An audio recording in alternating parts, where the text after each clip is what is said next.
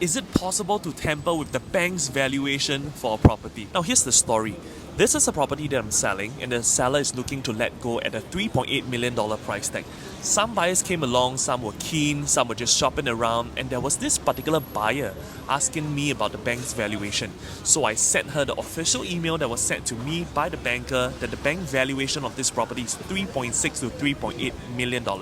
Now even after seeing the official email from the bank that the property value is indeed $3.8 million, this buyer was in disbelief. This buyer literally said, it cannot be because I'm only willing to pay $2.8 million.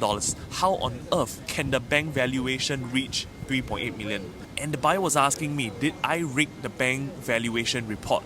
So let's learn something from this story together. Firstly, if I'm representing the seller, it is literally my job to help the seller get the best possible price. Now I'm sure if I'm selling that buyer's house, she would appreciate if I do the same.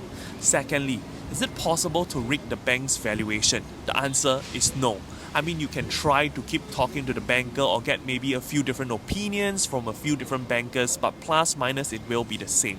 Thirdly, you need to understand the difference between a third-party valuation and the bank's valuation.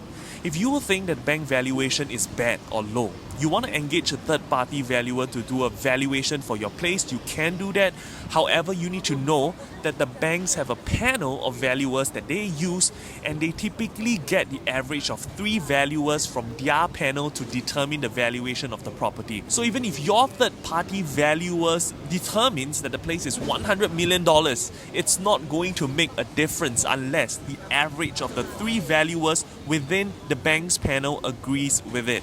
Lastly, instead of hating on the buyers thinking that they are cheap or low ballers, we should empathize with them, understand that they have their own way of thinking and they might not be in sync with market, and that is why they need a professional like yourself to tell them how things work and help them to understand the market as to why things happen the way it does. Should they choose to live in their own world, it's perfectly fine as well, as long as we do our best in the most professional manner and representing our clients to the best of our abilities. That's all that counts.